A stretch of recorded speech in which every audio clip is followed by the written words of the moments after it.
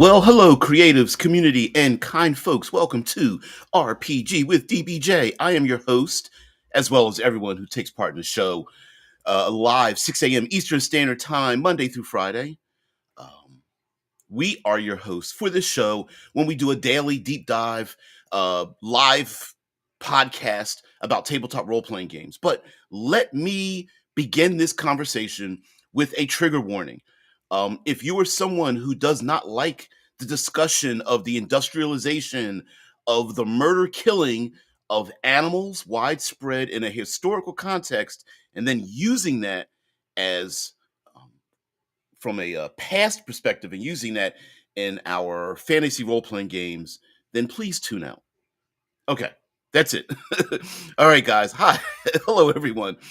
Today we're going to talk about the fur trade, furriers, pelts, the unfortunate hunting, trapping, and taking from animals their fur. Not specifically, because we're going to divulge off of that into something else in our fantasy game.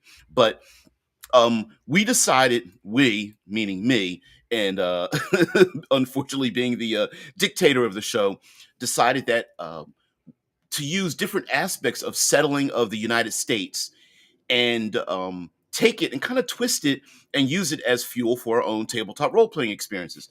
Also, for those who live outside the United States, maybe by virtue of me doing it here, that those who have channels and the brilliance of the people in our community that live around the world, maybe they might take up an idea and kind of like highlight different aspects of their own culture and their own history of their own countries and add it to the community voice. So yeah, this isn't singular, right? Skin Trade. There's a song called Skin Trade, I think by Duran Duran. So yeah. I was trying to find a word that would kind of catch people's attention. I was going to use furrier, and then I was like pelt trade. I was like, no, not exactly that. So yeah, So there's even a horror version, I believe, in a culture about skin traders and things like that. It's like, howdy, arrived with nachos. TA, what's going on? Wow, I made it at the beginning of the show. Well, congratulations for for having putting up with it. Drops from shock and nachos. Okay, so we're going to come at this from two angles, both extreme angles. All right. Says there's a band called Skin Yard. Oof. Ugh. First of all, just the there's a body horror to this that kind of bothers me a little bit, but we're going to push through it. It just so two extremes. One extreme is we can actually engage in this um, pelt, skin, furrier trading without actually having to murder kill any innocent natural animals. We can do that because some people might really be bothered by the fact that this is a real thing in real life, even though in our modern context, we have so many synthetic materials we can use. Some people still like to buy furs, and there is very many places around the world they still engage in this pretty horrible practice. I consider it horrible as a personal thing. Shice is with a song called "Skins in My Closet." Ooh, the name of the song is just "Skin Trade." Isn't that Duran Duran that's got "Skin Trade"? I'm sure it's listen. There's many bands and music that use those same words or whatnot, but I just remember growing up in the '80s with that song. And my foster brother was an artist, and he used to have fun drawing the literal concepts of words and phrases and such. So, like, he he had a farm with melons and cougars at a camp. It's pretty big. Yes, it's Duran Duran. Yeah, I remember when it was free. Drew says, Slay Industries, which I still have the original book, also had a rival company called Skin Trade, which dealt more with human trafficking than animals. Ooh. Now, here's the other thing. In a fantasy realm, humans could be the humans may not be at the top of the food chain, and therefore their skins might not be at the top of the food chain either. It would be pretty odd to see other beings dressing in human skins, although I could see doppelgangers doing that. Because maybe they're just naturally very cold, and of course they can take on your body. But I could see them having a closet of skin. So when I hear this, yeah, this is going to get graphic. Yes, trigger warning all around. All right. So one extreme is not having any death, murder, kill at all. Um, and while this sounds odd when we're talking about literally an industry of capturing pelts, some people role play simply to escape reality. And this is a pretty horrible part of reality. Let's go to the other extreme. There are those who like to play role playing games with the simulationist bent, meaning that there are bits and baubles of real life put into their role playing games. So those individuals would probably balk at the idea that why would you bother playing a fantasy role playing game where people are not hunting and killing animals? But some people would prefer to play it that way, no problem. On the other hand, there's the murder, death, kill, and not everyone is comfortable engaging in that either. And so we don't need to be graphic in our design of that, nor do we is it necessary for us to have a specific um to revel in the idea of murder, killing innocent animals and people, because we're going to talk about that in as we go on. So there can be a middle ground.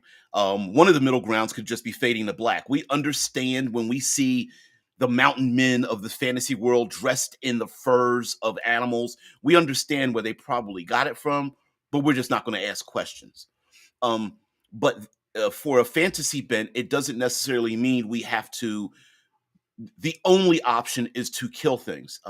I understand that shaving the wool off of sheep doesn't kill the sheep, but we still get that. There may be some method in which player characters and the fantasy realm itself gathers the skins, like shaving sheep or finding cast off snake skins and things like that. I understand snake skin isn't fur, but we're also going to go with that. So let's go with our some comments from our co-hosts, and we'll delve into using this as a method for gaming.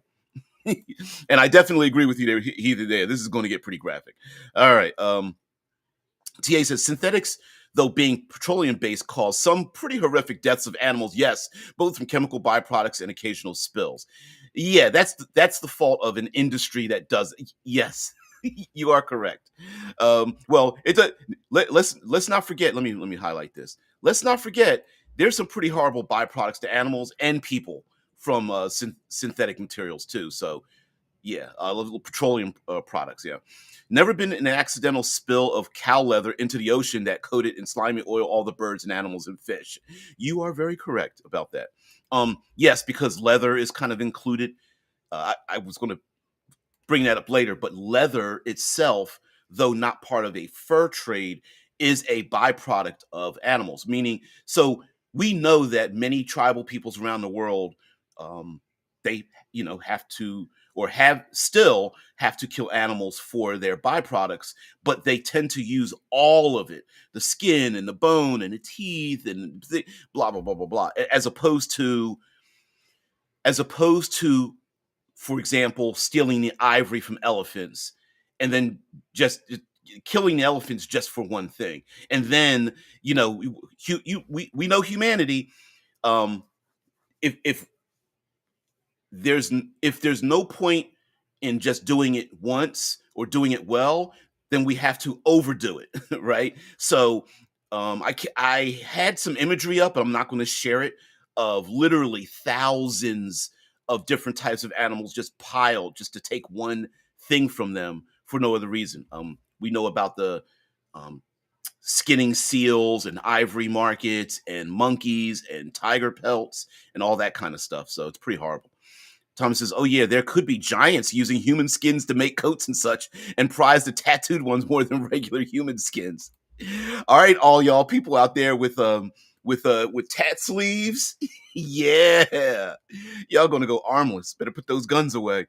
Yeah, One Eye Heathen says, "This already reminds me of an epic poem I started writing in high school." Okay, It was a post-apocalyptic setting and from the perspective of human eating mutants. Wow, I like that. And a poetry too.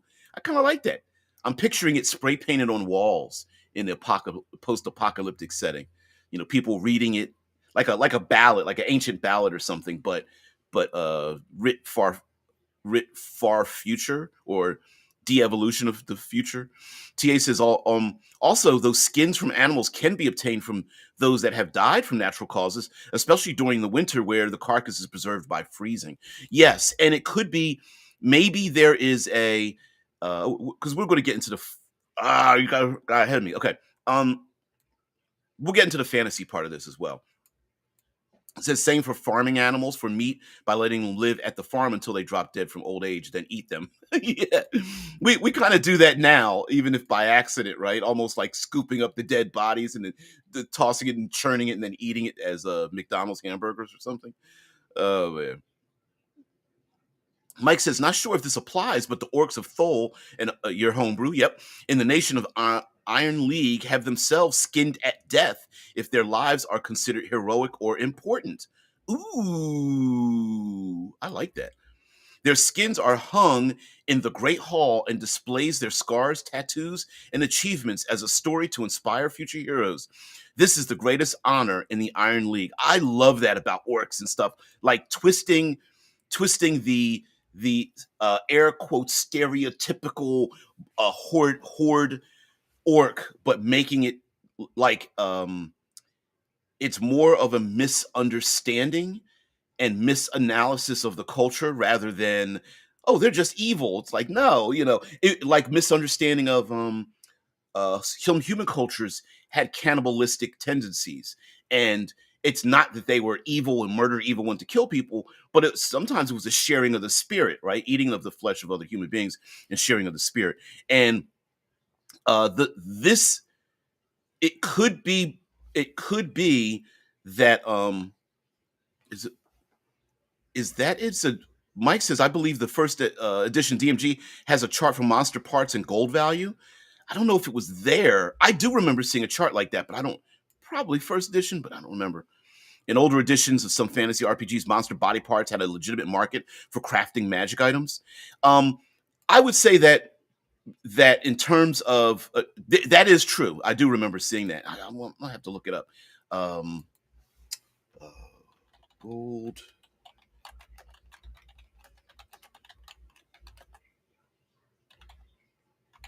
monster body parts. Let's see. Monster Harvester's Handbook. Let's see. Is this a real book or is this? Apparently, I called up a real book. The Monster Harvester's Handbook. Um, Welcome to the Monsters Harvester's Handbook, version 5e. Okay, let me first find out. Monster Harvester's Handbook PDF. Let me see if you can find. I don't want to display this if it's for sale.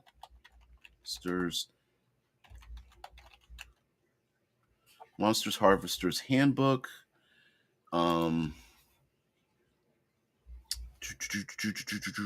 Let's see if it's on drive-through.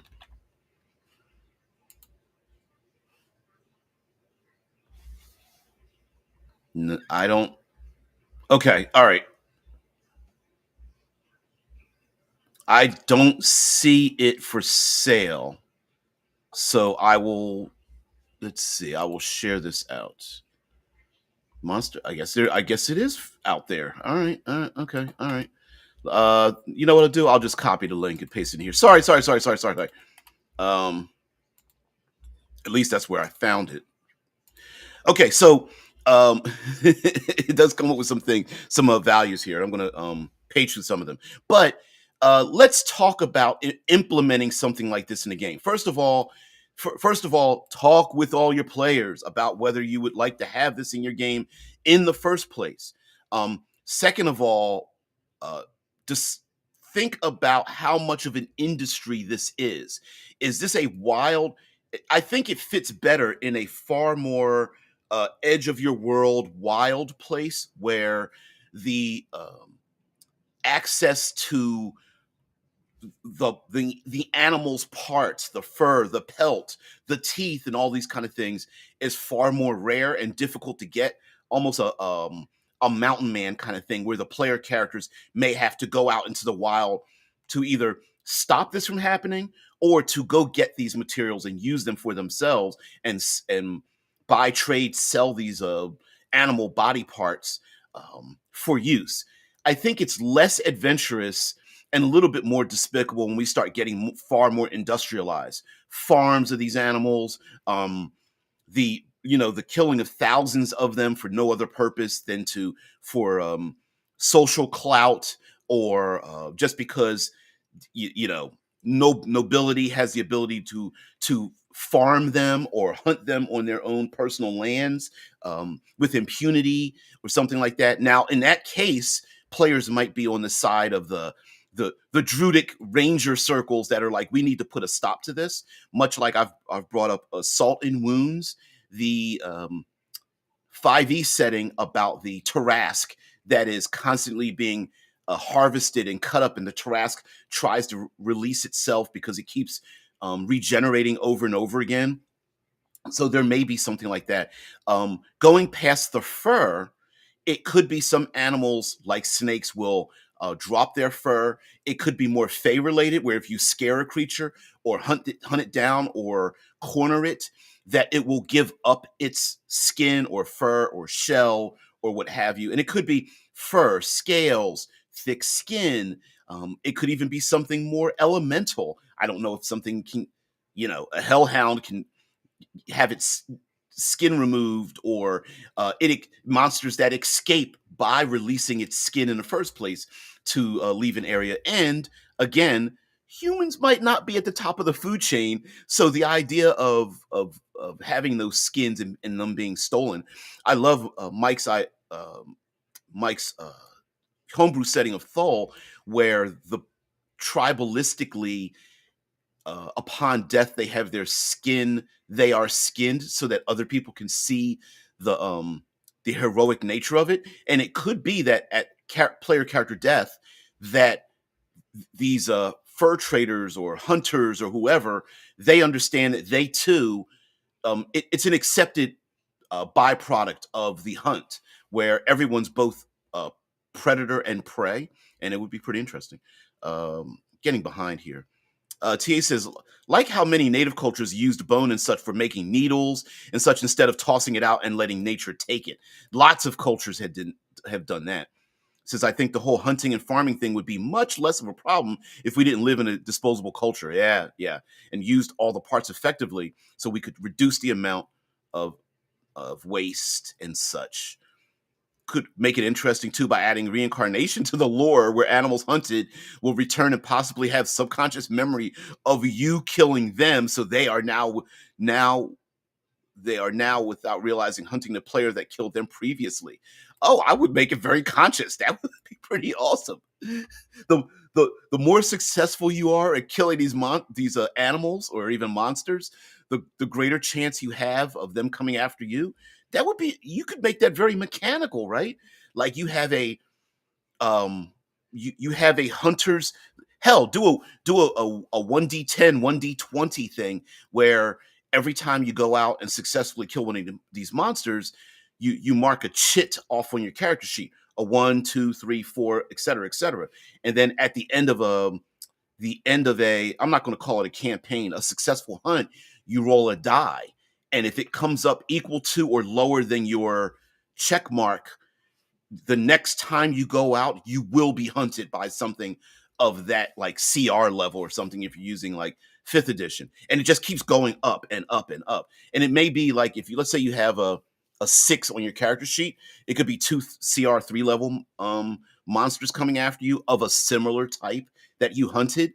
Because that's at a certain point, if it's a D10, D20, and you're at like 17, you must like, there's like 2 CR5s and a CR7 monster coming hunting after you to complicate the other hunt you're also going on. So, yeah. TA says, imagine hunting and killing some deer and then coming back as basilisks or dragons, and that time is not relevant. Yeah, reincarnation can happen in past as well as future. Ooh. Mike says doppelgangers and changelings might live in fear of being a component in polymorph potions, or if you want to turn them really dark, because there's lots of we tend not to enhance the huge vivid darkness of like doppelgangers, changelings, fey creatures, elves, but maybe to walk around in human society, they do skin hunt, they do skin trade, right? And I mean, physically taking skins and buying and trading them amongst their own dark, black market of sorts and things like that, trying to find people and kill them and take their bodies, like hags would do that as well, maybe. You know, a old hag whistling or humming a nice little fun ditty, but then um, she's got like a smoking cabin in the woods where she's got skins hung up to keep them preserved and whatnot. It'd be awesome. Yeah, the whole thing, if turned on humans too, reminds me of the movie Perfume, where the dude was cooking down women specifically for their scents to make perfume from them. What the hell? So imagine intelligent, larger humanoids that use humans for things like soap and perfume, etc. Yeah, what was it? Fight Club. The movie Fight Club. The two guys would break into the um liposuction places to get the human fat and then boil it and make soap and sell it back to the to the perfume and soap places in the mall, because the women would pay top dollar for the soap because it was the best. Ouch! Nasty. I I hate the idea and love the idea of like big giant cauldrons being stirred up with humans dumped into them to boil away the meat and the bone and to get the fatty tissues off of it and stuff. Oh, I love it. Oh, it's nasty. Oh man. TA says to me it would be a chance to flip it on its head and become a bit of a learner as being in the other's shoe too. Yes, imparting real wisdom to the players by them playing the hunted and such. I love that idea. I love it. Yeah. Oh, you want to play in this game? And they're like, hell's yeah! I want to have a owl bear pelt and wear it with the feathers off my head and shoulders and like fur down hanging out. Okay, oh sure, all right, yeah, no big deal. Yeah, reincarnated. Shice is like reincarnated minks and marmosets, cows and pigs and chickens. Yeah, reincarnation idea. What you have killed or consumed are more likely your next life. Killed a lot of goblins, welcome to gobbo life. Yeah, eating a lot of wild animals, you might become one in the next life, or even a shifter. I like that. I like that a lot. Uh, um that brings up a side note about how we in the entire role playing community really haven't we've never really solved the issue of death in role playing games. And I like the idea of no, your character's not dead. You just come back as something else. Maybe some of the population is made up of humanoid like pigs and chickens and things like that. Like they're NPCs, and the player characters are like, we're probably going to come back like them, aren't we? They're like, yep. Yeah, liposuction. Yeah, TA. Yeah, liposuction clinics. Yep. Oh shoot. Yeah. Ooh. Yeah. Here you go. I put this up here. Yeah, DBJ outed himself. You're no longer a closet cannibal, my main man. Yeah. Um, that's transmigration, not reincarnation. Had to pick a nit there. Oh, about not coming back. No, no. Yep, could be humanoids that take human skins to enable them to shapeshift into a human form like a reverse skinwalker. Yeah. Oh, you picked the nit. Yeah, the transmogrification, whatever. Ah, I'm gonna, I'm butchering the pronunciation. So I guess we already have some of our ideas now. Okay, so um, on the goody two shoes part of this, very much we a very simple method of like what would player characters be doing in a setting like this is going out and stopping the wholesale slaughter and killing of these animals and such, and the the reward of that is the players may take on the protectors of nature, and the rewards is nature protects them. So, for example, um, I'm trying to think of something. So, a the player characters has the ability to cast a fog spell, but it's not them casting the spell; it's nature protecting them and shrouding them in fog because it's protecting them, right? So, yes, out of game, above board, we as players know my character has these specific techniques or something, but in world, it's nature coming to the aid of the player characters to go after this terrible industry and such. But also, oh, if you reincarnate as another species, that is transmigration. Oh, okay. Okay. All right. If you but if you re so if you reincarnate as so reincarnation as your if you're human and come back as human is reincarnation.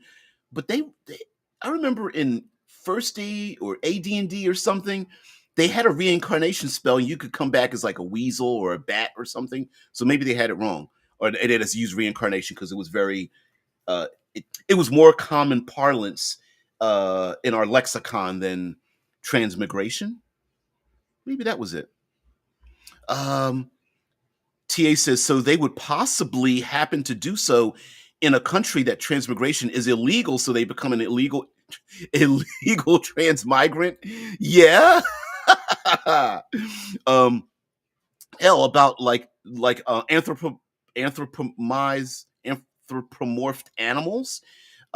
It could be maybe player characters must to have access to certain abilities, they have to have the fur or skin of a certain animal of some sort that they've had to take out. It could also be, let me include, I'm gonna even put it in the chat. Dire. So we all know that in Dungeons and Dragons, there's a word known as dire, like dire wolves, and there are other creatures that are dire. And that could be the terminology or any other terminology of the difference between natural, innocent, we don't murder, kill those animals, but dire versions of those animals in a fantasy world could be the um, any combination of cursed, afflicted, diseased, um, corrupted, infested, the animals that cannot be, that are both dangerous and murderous, not both, all of the above, dangerous, murderous, infectious, um, uh, spreading wild, growing larger, and this society must go out and take down the large giant worms that slither through the forest, to take down the dire bears and wolves because they will become something even greater. Maybe they over time, a regular wolf, if afflicted or something, will go become a dire wolf, and then a warg, and then maybe like what's the two-headed death's head wolf? I even said it, or winter wolves, or hellhounds or something. Like this could be a natural progression of many monsters, and so they must have.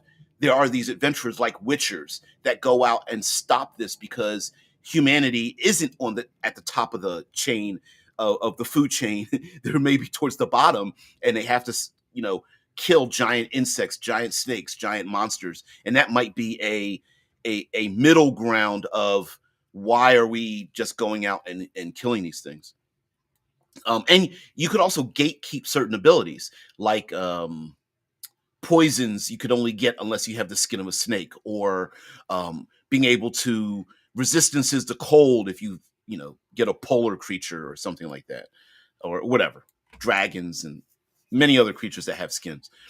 Heathen says you could have a society that believes people come back as an animal. Those who treated animals well have happy animal lives, but those who get hunted or mistreated were cruel in their human lives. Ooh,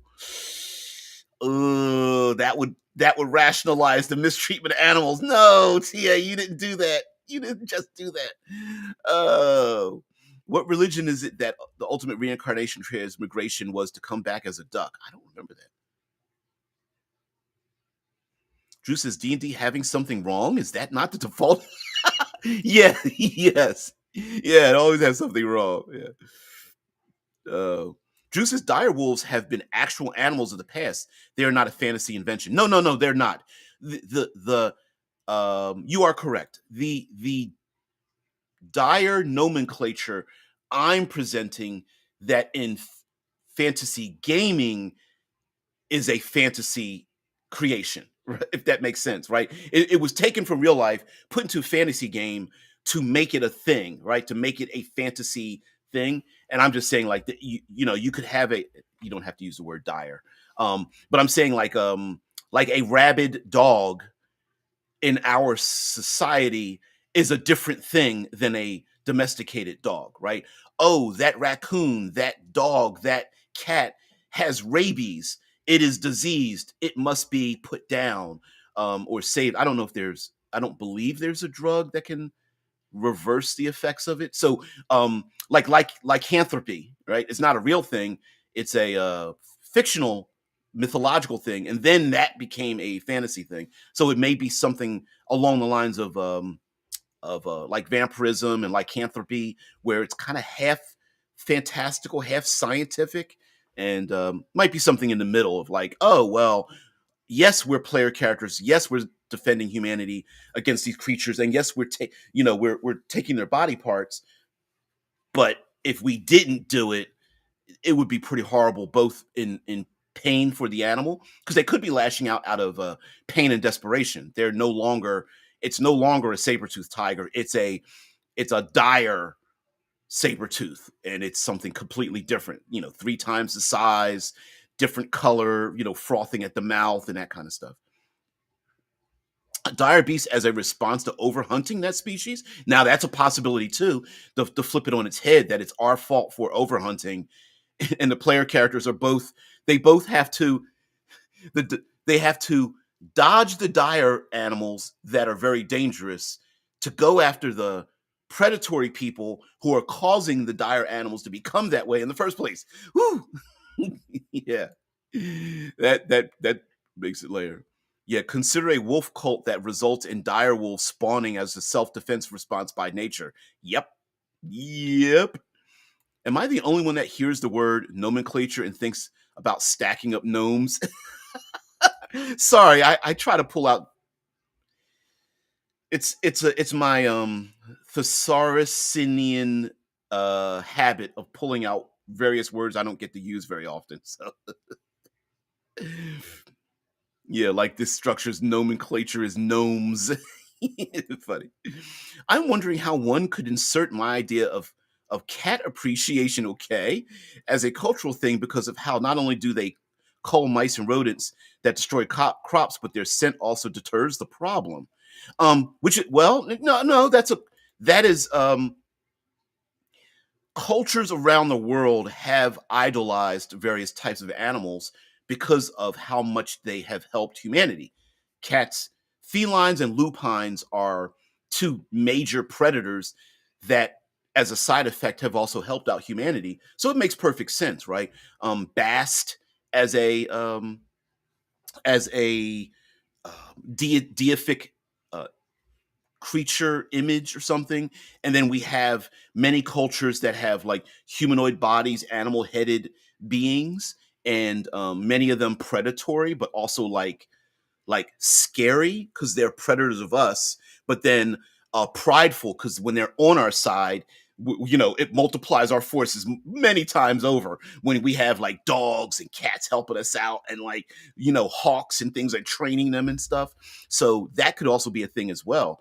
Yeah. Drew says, I'm not sure.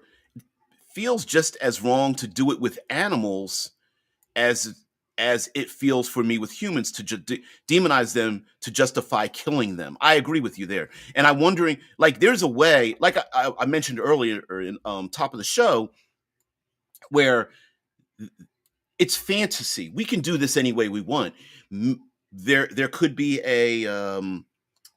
a mythological aspect to this, more along the lines of the Green Knight, where players are going after the epitome of an animal to not kill it, but to hunt it down to find it.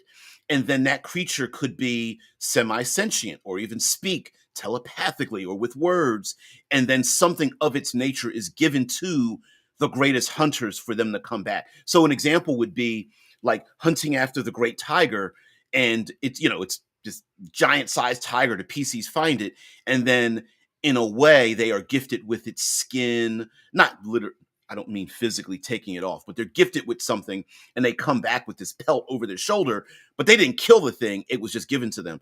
Or again, um some animal that does give of its body, or through uh its growth, it releases a part of itself so it can grow larger. Um, Moths and caterpillars, cocooning themselves. Snakes taking off their skin. Sheep being shed. When they find a tiger pelt, they might go like, "Oh shoot, it's turning into like a displacer beast now." It may be that they gather this thing because it's evidence of something else that's happening. So it doesn't necessarily mean you have to go around killing it. And again, top of the show, if it triggers you, you might not want to be here or even include this in your game at all.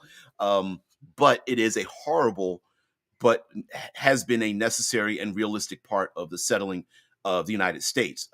Fur traders, hunters, because basically the upper half of the United States is cold, and you need we go through all four seasons, and when the winter time hits, you need furs and blankets and things like that to survive the cold. And so, yeah, chimeras are another thing as well. I mean, this whole thing could just be the proverbial wizards did it, and there may be something out in nature or perverted out in nature, a corruption of chimeras.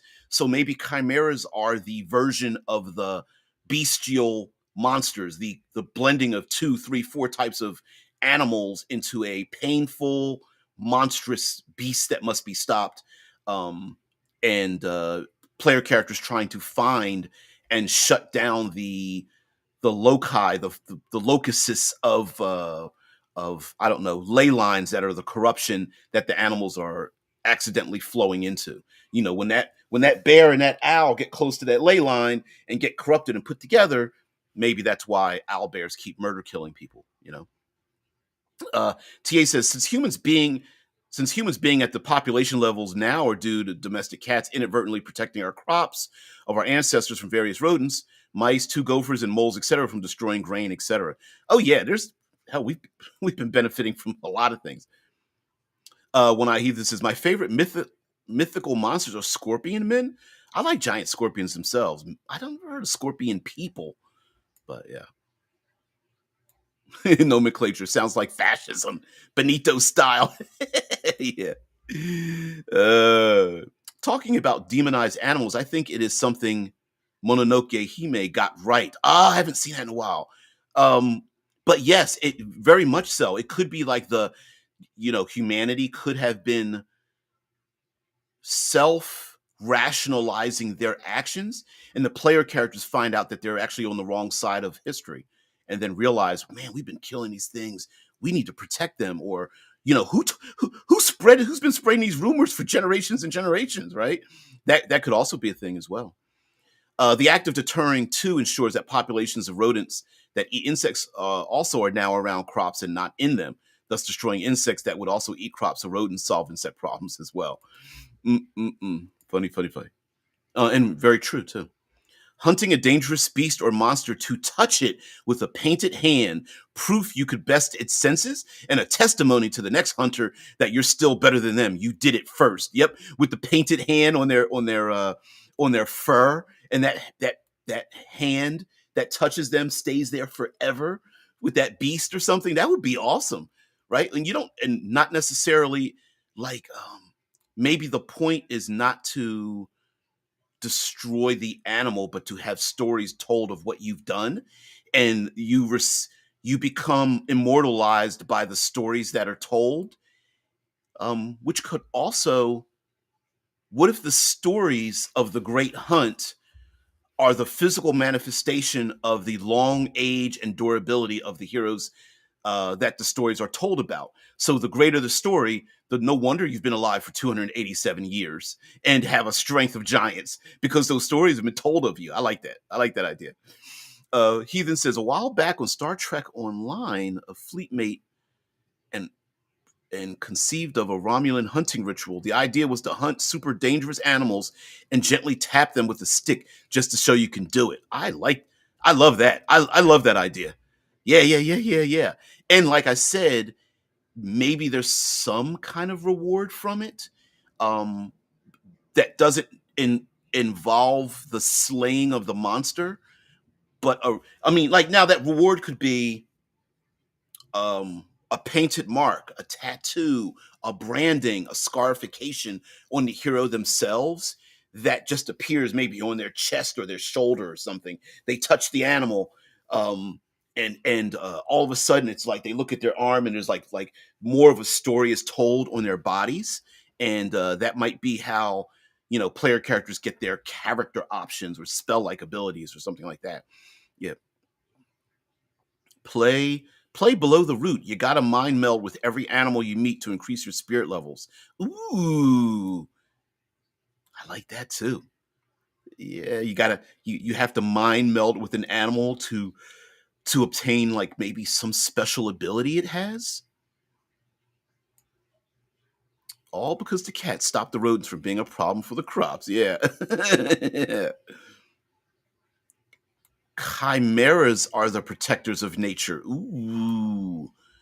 Like maybe that's where the idea of a Tiamat like queen had come from. Not Tiamat doesn't exist as the mother of dragons. Tiamat came about because of the slaying of the dragons and is a natural byproduct of nature. So chimera might be a blending of different animals as a result of the damage done to nature. I like that. I like that. That twists chimera into more like the protector status. And you listen. We got to have a druidic like cult underneath a chimera of towering over these cultist people. I love it. I like that. And you could come up with a random chart of different types of animals that have blended together and that are like better than the sum of their parts. Kind of like a chimera is more dangerous than a goat, a lion, and a snake by itself, or a dragon. All three together make it extremely dangerous. Sometimes it's dragon, sometimes it's snake, but yeah. So for sci-fi, you have hunters that go out and hunt down stars so they can grab the pelt or skin of the star. It could be something like that. The corona. Oh man, you guys go too far. Okay, here we go. Mm-mm-mm. Maybe players need the permission of the chimeras in order to get permission to hunt into an environment, or are asked by the chimeras, or voluntold or voluntold by them to track down those who hunt too much.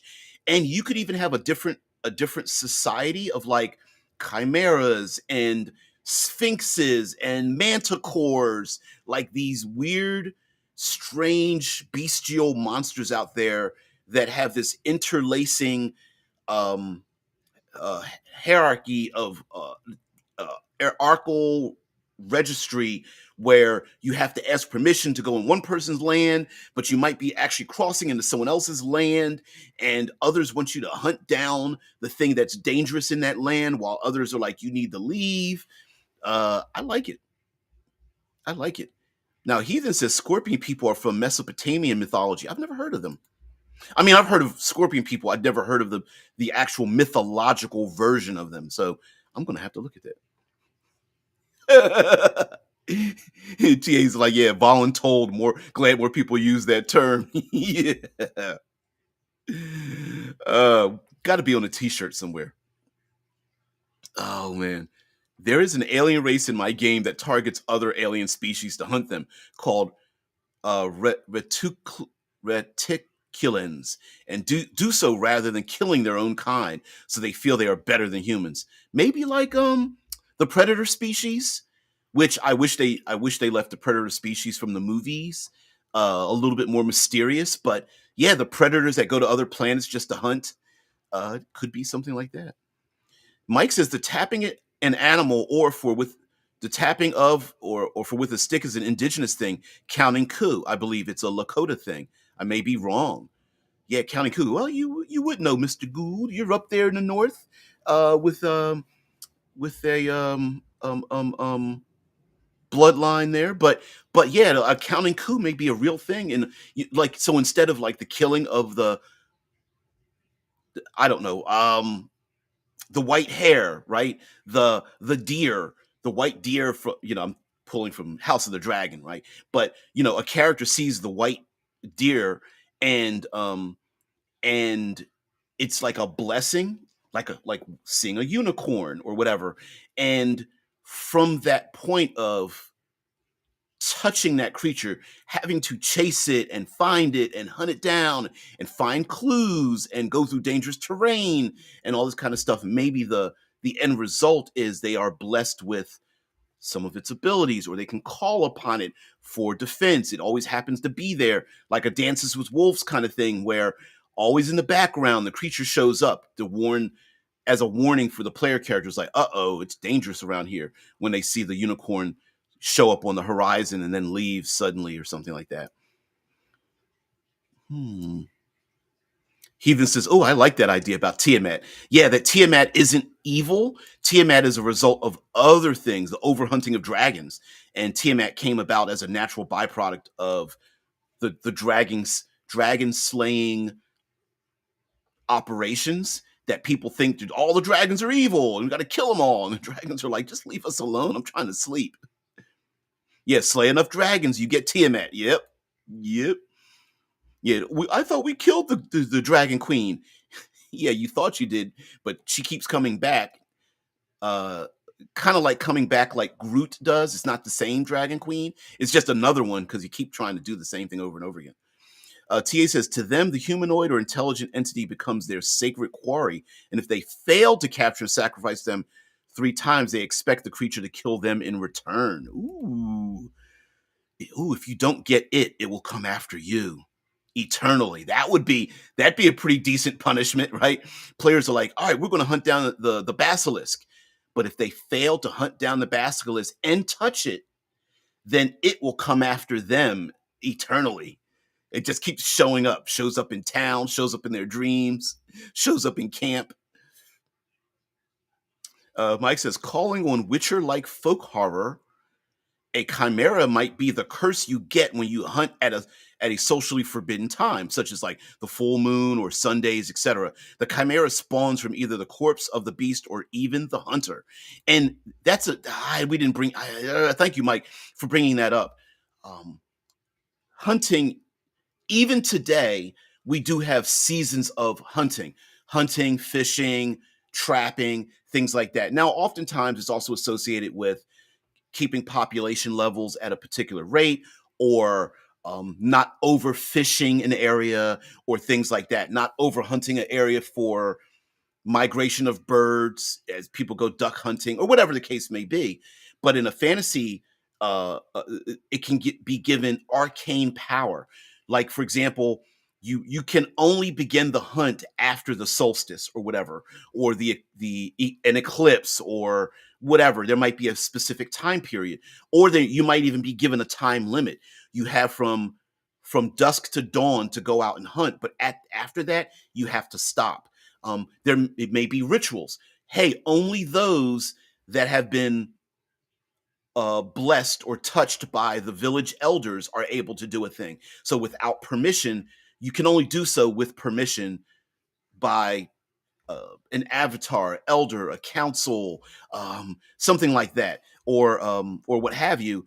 And those that break that, so the players may also be air quotes hunters, but they are legalized. They have been deputized. Whereas there's other ones who break rules. For it right now today, we have protected locations, large swaths of protected locations, but we still have hunters illegally crossing borders to hunt natural um, natural habitat, and going in and stealing like ivory, or skinning monkeys and things like that. So we really do. So players could be both hunters and protectors of the hunting lands.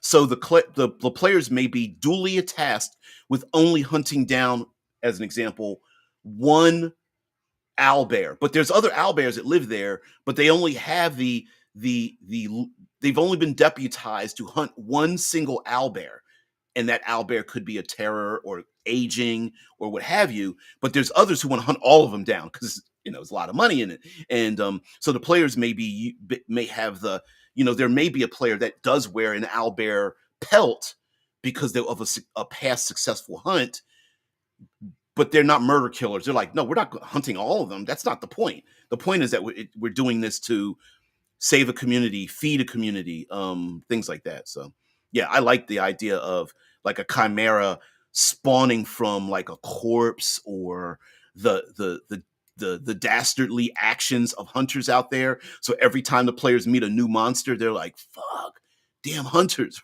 Right? Yeah. Maybe that's why there's some animals that have human faces and are like contorted in pain, because those used to be the hunters, but they were spawned almost like a we've seen movies where like zombies come back to life and their bodies contort and then they rise up again, but it could be a contortion, but their bodies start to transform. Their organs had spilled out, but now they like snake back into their bodies, but then fur or scales or shell grows off of them, and they get like an insectoid face with like a fur body and a snake like waist down, or I don't know, all kinds of stuff. Shai says Predator would have actually been good if they never showed it. Yeah, because why go visible if you don't really have to? Yep. I like the Predators. I just think they just did, as the movies went on, horrible execution. But I love the Predators. Yeah, Mike says riffing on Predator, incorporate that culture and mentality into the Thri-Kreen. Yeah, and insectoid people. Yep. Yeah, I love it. Heathen says, love the idea of a chimera.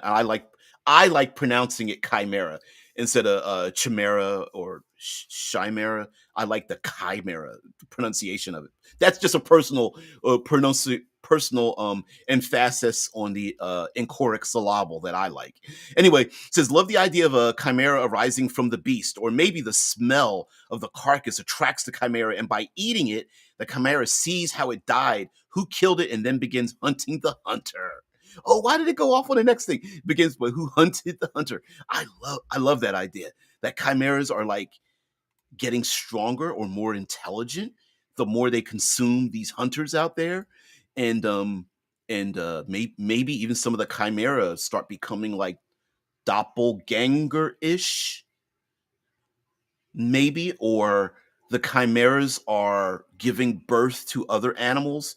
And I'm thinking of a really nasty birthing thing where they like the chimera goes off to like a dead tree and rubs itself against it, and then all of a sudden it like squeezes out this like ooze, and in it is like the naked body of this formless thing that stands up, that's like a doppelganger, which is made from the memories of the hunters it consumed, and now it's going out to get some skins. Yeah, or maybe the chimera throws up a human body after consuming it, and it works for them now. The village's rangers could give permission. Yeah. Um, heck, as a matter of fact, I remember in AD&D, rangers were like there were like ranger schools of sorts, kind of like the fantasy version of the Cub Scouts and Eagle Scouts, where you to become a ranger, you were one of a number, and you had a mentor ranger. A lot of the classes were like that, where like the druids, there was literally a druid circle, and there you could only have so many druids of certain levels, and in order to go from like level 12 to 13, you had to physically get into a battle with a higher level druid and defeat them to take that next level. You couldn't go higher level unless you did that. There were a lot of the classes were like that. Wizards, clerics, the whole 9 yards. Thieves, long before they became rogues. I'm not sure if it was, books came up before Predator, but I know the Gates design were in the books. Stargate. Hunting and eating something too could leave the scent on the people that the guardian chimera can now smell and know who did the deed, both from getting their blood on them and then from eating them too. Which sounds like a great churn. The greatest hunters smell like the thing that the predators want to hunt down, and you get that churn. All the beasts that hunt the hunters have a scent on them and can be traced and stuff. Yeah, you can go back and forth, back and forth. Means they can only quickly determine if it was an act of desperation to avoid starvation or something just being greedy too. Oh, something like you could almost strangely taste in the blood. So there's a difference between tribal people starving and needing to eat. They wouldn't be hunted versus like the greedy poachers, driving around in their dirty jeeps and stuff. I don't know why there would be jeeps in fantasy, but you could, and just be poaching and pretty damn evil and stuff and stealing the ivory. Then all of a sudden the chimeras smell and consume the bodies, but they're like, oh yeah, we know who did this, little bastards. I'm gonna go and kill you. Yeah, Mike. Hold on, I gotta do the voice. Had you not slain the lion upon the solstice, the manticore would not have risen. Now you must kill it or become the next manticore. Ooh, I like that. You know what? Also, okay, since I love to talk about this, wow, DBJ, that's disgusting. I love it. I don't know what I said, but I hope it was cool. So, all right. So imagine this, right? Because I've got this obsession about talking about the death of player characters. What if every player character are hunters and all of them have a limited lifespan? So, meaning the act of being a hunter means you will one day become the hunted, period. And all you're doing is staving off the inevitable. And by continuing the hunt, successful hunts, you are staving off the inevitable. Um, but I'm going to call it every year, every season or whatever, it is a sacrificial martyrdom. So if you don't hunt the manticore, you will one day become one because of your mistake. And every player character is basically living through their punishment. And so doesn't matter. You start at first level. It doesn't matter whether you get the third, fifth, 17th level. If you don't complete this next season, you will become the hunted and you basically lose your character. And that would be pretty interesting to basically say, no, you're going to make a character that's going to die in the future or be unplayable in the future unless you do a thing. And it could be, this is a role-playing flavor thing, like maybe in their sleep, they're having images of becoming a beast or something, falling into a cursed a cursed lycanthropic transformation, and every hunter that hunts in a party is looking at each other like, one day I'm probably going to have to hunt each of you down. And yeah, I like that. I like this idea. Talking about disgusting. Yeah, talking about throwing up or shitting out a globule of a naked human being, humanoid or something. Yes, yeah. Ah! Ooh, hey, there's a fully formed human. Hey, Rocky, watch me pull a rabbit out of my ass again. You got that's an old cartoon. Anyway, Mike says, I have an out of the box encounter called Beasts of Bellard. It's a troll that hunts varying creatures to pick up their abilities through mutation, like Sylar from Heroes. Yes, yeah. Me in the Critical Hit crew wrote a small adventure for Nerdarchy that was kind of the same thing, except the troll was captured by a wizard. The wizard was killed, and the troll got out, but he was addicted to potions and concoctions, and was kept coming back to the lab to drink the con- potions and the miscability table and stuff like that.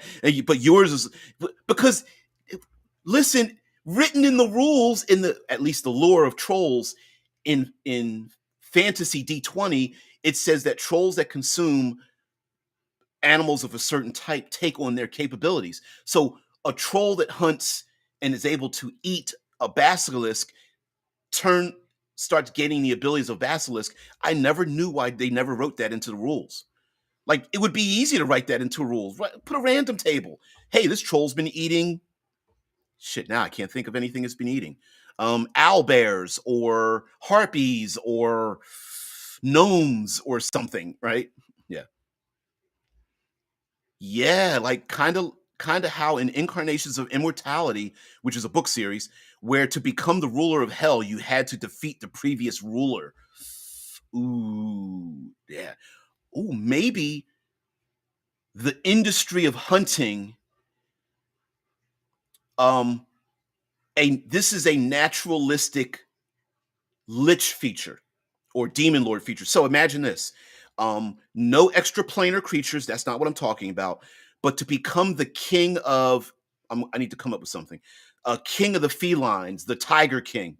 I know there's a series about that. That's why it came to mind. But to become the tiger king, you had to hunt and defeat the greatest tiger to sit upon the throne of the tiger king. So there's a sentient being that is tiger like, that controls the tigers and commands them and makes them do things, and the player characters might have to hunt their way through to dodge, navigate, hunt, uh, hide away from, maneuver around to get to the tiger king, to slay the tiger king, knowing that one or more of the party might actually have to take on that persona, whether they like it or not. And so there could be the also, the tiger king doesn't need to be humanoid. The tiger king could be a very massive dragon statted furry tiger that is intelligent, 30 feet tall, whatever, right? And but players could talk to it, negotiate, run from it, be enslaved by it, be commanded by the thing. This would very much fit into shit. What's the 5e game? Star Singer. Fuck, I gotta find it. Star Singer. Star Singers. RPG. What's it called? No. Oh, the prehistory RPG. Star Singer's Guide. Damn it. And I have it too. I don't want to look. I have the physical book. Shit. I can't remember it. Anyway, we'll get to it. All right, we got to end it with what you guys have to say. But this very much seems like a Stone Age RPG style of game, which already exists, but a version of it could be where the players are literally. I mean, this could be way before Sword and Sandal, right? This could be very Stone Age ish, where the avatars of animals are the kings, the dragons, the gods of this realm, and the players are hunters, and they're riding that fine line of we need to hunt to take care of our nomadic group, but we also know that we are offending the beings of this hunting group, and maybe they have to beseech some of them, like maybe to beseech the tigers to hunt one of them. The king of the tigers or queen of the felines, whatever, is like, I'm going to mark one that you're able to hunt, but you got to find that one amongst all the other ones. And it's like, oh shit, we can't kill all the other ones, but we can kill the one in the group. Oof, how are we gonna do that? Yeah. TA was shown how the devil got into power in For the Love of Evil, if I recall the name correctly. Yeah, for those who don't know, the Incarnations of Immortality are a book series. They're not very thick books, but they go through the incarnations. Yeah, they're awesome. Yeah. You could, when Heathen says you could have this hunter hierarchy or hierarchy. Normal hunters hunt and then get the smell on them. Other hunters hung them. Others hunt them. So on and so on. Weird and ridiculous. Yes. Yeah. You put the scent on you to go hunting, but then the other hunters get that scent. They track that scent, but then they get the scent on them. Yeah. There was a 60s movie. I swear it was black and white. Maybe not black and white. Um, there were no more prisons. There were bounty hunters. So you became a bounty hunter. You went to these to a place to find your next bounty, and you would hunt these other criminals, and you had the right to murder, kill them in the middle of the street. The problem was the bounty hunters were all recruited from criminals, other criminals. So once you became a bounty hunter, your name went into the bounty hunting cycle for others to hunt you down, and it was a nasty cycle. And in the during the course of the movie, the it was a dark noir type of thing. They wore fedora hats. They drove around in '60s cars, even though it was technically the future. And this one guy fell for a femme fatale. Come to find out, he ended up pulling her tag to hunt her as a bounty hunter. And what he didn't know is she pulled his tag, and she was reluctant to kill him because she was going to, but then they kind of fell for each other. But the point was, this was the part of the movie. Whatever. Anyway, Heathen says, I love that idea. I think the players need to go in knowing the possibility that their character may become the Tiger King. Would that make the character unplayable? I would say yes. Yeah. Oh no, you'll ascend, but you just can't play your character anymore. And it's like, ooh, would you willingly play in a game knowing at an indeterminate location in the future, your character becomes unplayable? The death of your character. Again, talking about this idea of death of player characters and things like that in role playing games, and why we don't have a generalized community ruling on how we handle death in role playing games. Like, here's a 3-step thing to do. We don't even have that. Yeah, or would the PC then have to grow into the role, become an anthro tiger that grows into the role of king through the party's adventures? That would be awesome too. Like a shifter, or a 20th level character is basically the idea of a character growing into that role. Yeah. Yeah. Maybe the druids worship these animals, totem gods, no clerics, only druids. True. Although, cleric, druid, warlock, they're only just words, right? You can rephrase any of them, right? So let's go back to the tiger, even though I didn't mean to pick tiger specifically, but let's go back to the tiger. A defender of the tiger could absolutely be a paladin who actually is draped in a tiger pelt and has a bone blade instead of a sword or something like that. A warlock to the tiger could be one that was like, please save me, and if you save me, I will serve you eternally. And then the tiger, the leader of the tigers, shows up and goes, do you promise? Do you really promise to do this? And they're like, yes. And that person is in a forced patronage relationship. And then cleric wise, it doesn't cleric druid is basically just a form of cleric, except they are elemental, they're naturalist. Animus, same thing. Yep. Please tell me what this bounty hunter movie is. I want to watch it. I don't know, and I don't know how to search for it. It's one of these speculative fiction Twilight Zone era type movies, and I don't know the name of it. And I've tried to search for it here and there and just haven't found it. Yeah. Always past your bedtime. Yeah. All right, you guys have a great. TA says my fire troll comment was about the trolls taking on abilities of creatures they have eaten. Yes, yeah, they really should. Which in and of itself, I mean, if humanity isn't at the top of the totem pole, you can have a reason. This churn of so many other monsters like trolls existing in the world who are eating other things to take on their abilities and things like that. But anyway, we this pulled up some pretty damn dark things about eating sentient other creatures and wearing their skin. Pretty terrible. I wonder if YouTube is really going to ding me or not. They already dinged me once for a past video. I think it was called they demonetized one of my videos titled "We've Won. Now what do we do?" in the tabletop role playing community. And apparently I shared something that was I shared something, so they demonetized the video from way back then. I was like, I don't remember even what I did, but I mean, it doesn't matter to me. I don't make much money. I make like $1. a week or something like that. It turns out it's like cents a week, and it turns into maybe $4 to $5 a month or something. Do you want fire trolls that can't be killed at all? Because this is how you get fire trolls. Oh yeah. For some reason, that comment reminds me of if you touch yourself, you're gonna grow hair on your palms, or like, don't make a funny face because you get slapped on your back, your face is gonna get stuck that way. Yeah. Do you want fire trolls that can't be killed? Because this is how you get those. Yeah.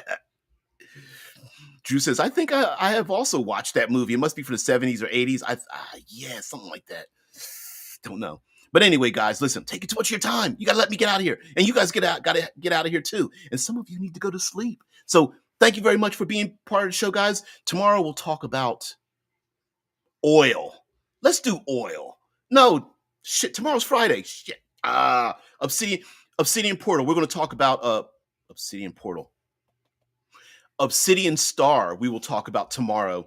Um, about combat, circumventing, and problem solving. We're going to talk about conundrums, which are basically problems and solutions, combat, and character advancement, and things like that. It says the whole modifying the ant zombie fungus to kill cockroaches in New York was a do you want a zombie apocalypse? Because this is how you get one.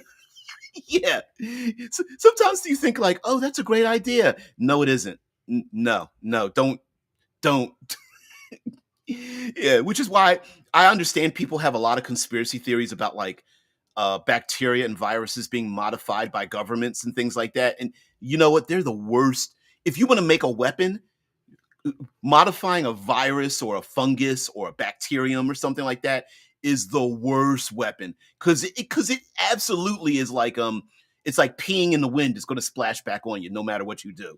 So now that I got that out, that scatological humor out there, um mole yourself on that one while you go about your day. By the way, guys, thank you very much. Your time is very valuable. Thank you for being here. I hope I'm able to make change in your tabletop role-playing, world-building experience. Thank you very much for being part of the show. Tomorrow is Future Friday. We will again be talking about Obsidian Star and a little bit more about other science fiction tabletop role-playing games. So thank you very much for being part of the show. Thank you very, very much for being here.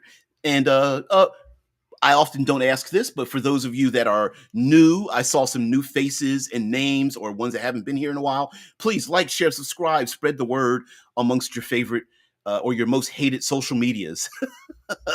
Guys, have a great one. TA, come on, man. I will see thee later. Thank you so much. Peace and tranquility.